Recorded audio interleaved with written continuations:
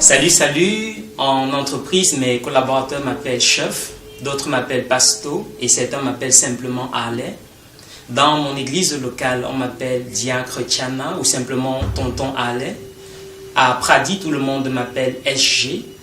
À Toastmaster, une organisation bénévole, on m'appelle président, mentor ou coach. Mes camarades de promotion m'appellent ingénieur et dans certaines classes où j'ai enseigné, on m'appelle l'expert.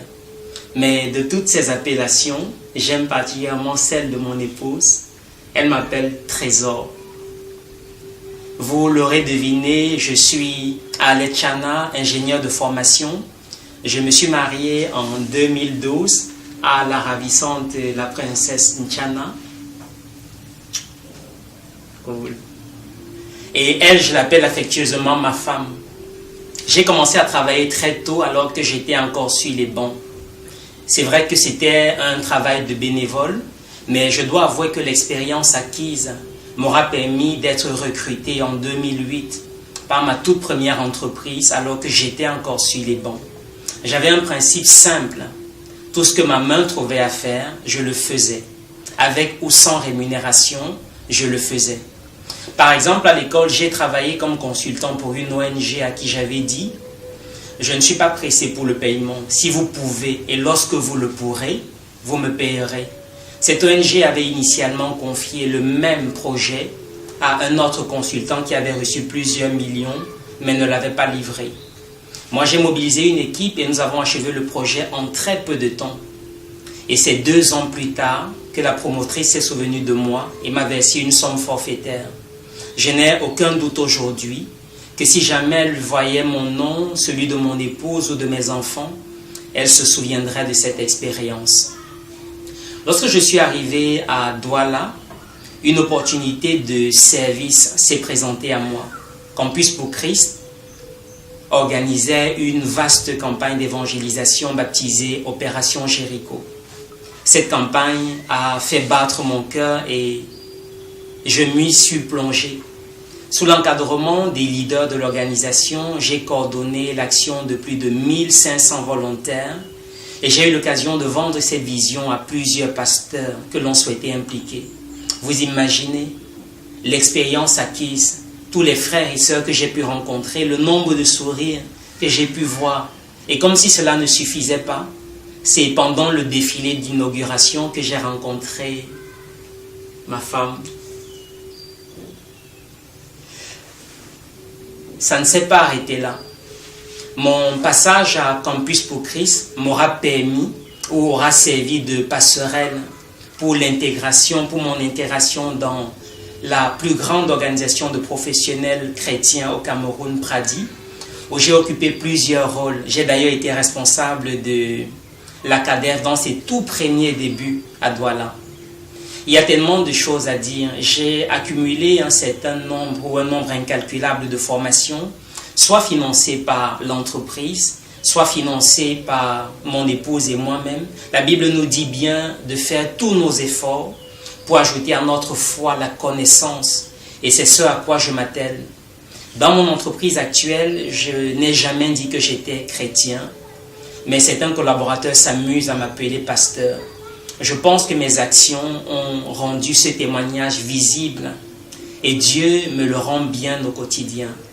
Là où je suis limité, je le vois intervenir. Un exemple simple.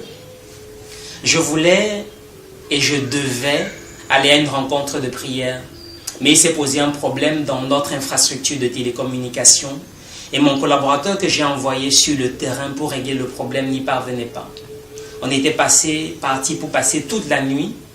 Mais je me suis souvenu que je sers un Dieu qui est grand et puissant. Alors j'ai appelé mon collaborateur, je lui ai demandé de revenir au bureau et moi-même je suis descendu sur le terrain. Je me suis arrêté au pied du pylône, j'ai arrêté le pylône avec mes 2 mains et j'ai prié ainsi. J'ai simplement dit « Seigneur, Je ne sais pas ce qui se passe ici et je n'ai pas l'intention de savoir. Je sais juste une chose, je suis ton serviteur et cette simple confession a boosté ma foi et rempli du Saint-Esprit à ce moment, j'ai déclaré que le problème était résolu. Et au même instant, mon collaborateur m'a appelé, il me dit « Chef, ça marche !» Et je lui ai dit « Qu'est-ce que tu crois ?» C'est simplement faire confiance à Dieu. Là où nous sommes limités, on le voit agir. Lors d'un séminaire international, j'ai été le premier Africain de ma tranche d'âge à prendre la parole et à faire une brillante présentation qui a longtemps été applaudie avant même que je ne l'achève. Et récemment encore, je me suis rendu à une convention internationale au Ghana dans le cadre d'une formation personnelle en communication et en leadership. Je remercie ici ma femme qui m'a grandement encouragé. Au cours de cette convention, j'ai entretenu plusieurs nations sur l'impact du mentorat dans le développement de l'Afrique. Je ne me vois plus comme un travailleur camerounais, mais bien plus, je me vois comme un travailleur international avec mes standards qui sont fixés par Dieu. Je dois néanmoins vous faire une confession. Je n'ai pas toujours été dans cet état d'esprit où je pense que notre futur ne dépend pas d'où on vient ou dans quel environnement on se trouve. Bien que connaissant Dieu, j'avais embrassé la pensée populaire avec ses multiples déclinaisons. On va faire comment? C'est le Cameroun. Je n'ai personne, je ne suis rien. Tout le monde fait comme ça, pourquoi est-ce que je ferais différemment? Le pays est pourri, vivons seulement. J'avais enterré tous mes rêves à cette époque-là. Et chaque jour, je mettais une couche de ciment au-dessus de la tombe. J'avais des raisons tout aussi valables les unes comme les autres. Mon père, il ne s'appelait pas Bill Gates. Et son nom ne pouvait pas m'ouvrir les portes des hauts lieux. Je ne pouvais pas entrer dans une grande école parce que je n'avais pas le réseau. Je ne pouvais pas ouvrir ma propre entreprise parce que je n'avais pas suffisamment de cash. Je ne pouvais pas décrocher un emploi parce que je n'avais pas de recommandation. Je ne pouvais pas parler couramment l'anglais parce que j'étais trop avancé en âge pour apprendre. Je ne pouvais pas entrer dans la fonction publique parce que j'avais dépassé l'âge limite d'intégration. Je ne pouvais pas. J'avais une panoplie de je ne pouvais pas. Et toutes ces raisons puisaient leurs racines dans mon passé. Et chaque jour, au fil des jours, elles s'enracinaient davantage. La vérité, cher ami, c'est que vous ne pouvez pas modifier votre passé.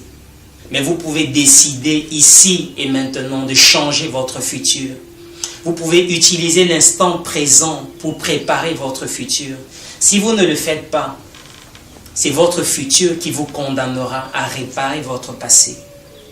Soyez les acteurs de votre devenir et arrêtez de subir les événements de votre passé. Intéressez-vous au monde des vivants. Votre passé, c'est sûr, il est mort, il est enterré. Arrêtez de préparer et de célébrer ses funérailles. Ouais, mon père n'est pas ceci. Ouais, j'aurais dû prendre plutôt telle filière. Ouais, j'aurais dû. Ne laissez pas votre réalité changer vos rêves, mais permettez à vos rêves de transformer votre réalité. Aussi longtemps que vous pourrez dire aujourd'hui, choisissez de poser les actions qui vont égayer votre présent et établir les fondements d'un lendemain meilleur. Dessinez vos rêves. Gravez votre vision sur du marbre, lisez-la couramment. Laissez vos rêves transformer votre réalité. Et encore une fois, ne permettez pas à votre réalité de changer vos rêves. Lorsque j'ai réalisé que mon futur ne s'écrirait pas avec l'encre de mon passé, mais plutôt avec la plume de mon présent, j'ai décidé de rêver. J'ai rêvé sorti d'un village dans lequel j'ai grandi et j'ai osé passer le concours de recrutement au lycée Leclerc dans la capitale économique. On m'avait pourtant dit que n'entreraient là-bas que ceux qui sont cotés. Mais j'ai osé et je suis passé à l'action. J'ai rêvé entrer dans une école d'ingénieur et j'ai osé m'inscrire au concours de Polytechnique. Ma maman n'a pas ouvert un bureau, elle n'a pas donné de l'argent. Je ne suis pas allé rencontrer un tonton ou une soi-disant relation. J'ai juste rêvé et j'ai osé et ensuite je suis passé à l'action. J'ai rêvé travailler dans une grande entreprise et j'ai osé envoyer mon CV. J'ai rêvé être un brillant orateur et j'ai osé m'inscrire à l'ANGA, Douala Toastmaster, une organisation en communication et en leadership. J'ai rêvé, dormi près d'elle. Et à un moment donné, senti son souffle sur mon cou. Et je vous assure, j'ai osé faire ma demande en mariage. J'ai envie de vous poser une simple question. Quel est votre rêve? Et j'ai simplement envie de vous dire que vous avez le droit de rêver. Mieux, vous avez le devoir de passer à l'action. Vos larmes, vos prières, vos regrets ne vont pas effacer votre passé. Et votre inaction va plutôt impacter négativement votre futur. Si par contre vous vous dites que vos actions, vos rêves de l'instant présent, c'est cela qui fera la différence, alors oui, vous pouvez être certain que votre lendemain sera différent. Le rêve et le désir génèrent l'action. L'action crée l'émotion. L'émotion alimente la passion. La passion engendre la motivation. Et la motivation conduit à l'action. Les 10 à 11 années que j'ai passées en entreprise m'auront permis de réaliser réellement et véritablement que le rêve et le désir génèrent l'action. L'action crée l'émotion. L'émotion alimente la passion. La passion engendre la motivation. Et la motivation conduit à l'action. J'aimerais néanmoins vous prévenir. Vos actions ne seront pas toujours couronnées de succès. J'ai osé envoyer mon CV dans une grande entreprise. La première entreprise a ignoré ma candidature. La deuxième entreprise m'a éliminé après un désastreux entretien. La troisième entreprise n'a pas donné de suite à ma candidature après un entretien qui pourtant était brillant. J'ai osé inscrire mon entreprise dans le registre des entreprises du Cameroun, mais quelques mois juste après, son nom a été littéralement balayé au point où même mon épouse ne s'en souvient plus. J'ai fait plusieurs tentatives de demande en mariage. Elle peut en témoigner. Et je me souviens quand je suis venu lui dire, ma femme, je ne sais pas comment les mots sont sortis, mais je crois que ça a dû sortir en saccagé, etc. Et elle m'a demandé pourquoi je veux me marier. Toutes mes demandes n'étaient pas couronnées de succès. La vérité néanmoins, c'est que vos actions n'auront pas toujours les résultats escomptés. Vous devez néanmoins rester solidaire de la pensée selon laquelle le succès est le fils de la persévérance. Poser de nouvelles actions. Je ne dis pas d'essayer, mais bien de poser de nouvelles actions. Essayer, c'est faire avec la perspective d'un éventuel échec. Cela ne rajoute à votre vie qu'hésitation et frustration, alors que poser l'action, c'est agir avec conviction en savourant chaque avancée. Je vous encourage à éliminer le mot « essayer » de votre vocabulaire. Faites-le ou alors ne le faites pas.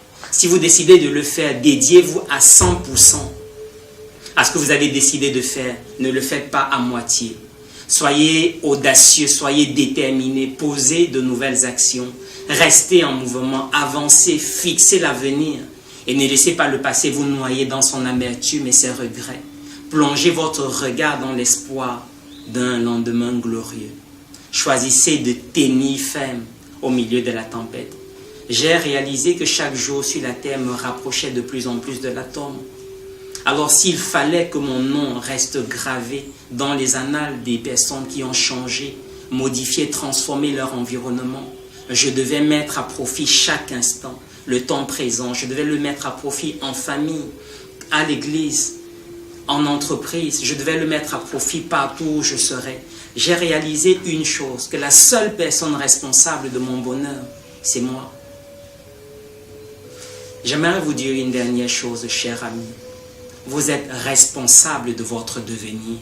Et je vous invite par conséquent à briser les chaînes de votre passé, à briser les préjugés, à briser tout ce qui peut être limitant, qui peut vous limiter à avancer. Brisez-les et accomplissez votre rêve ici et maintenant. Je vous invite à prendre les marques d'un nouveau départ, un nouveau commencement.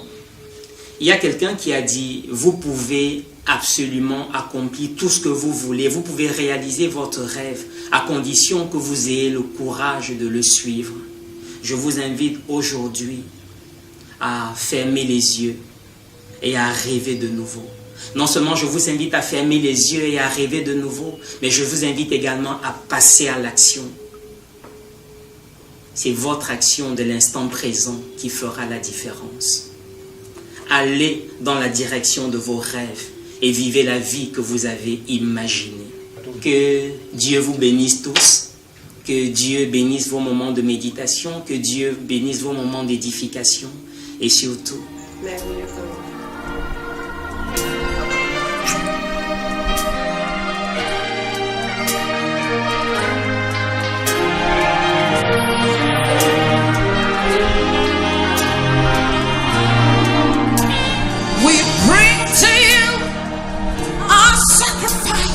of praise with the fruits of the lips, giving thanks unto your name.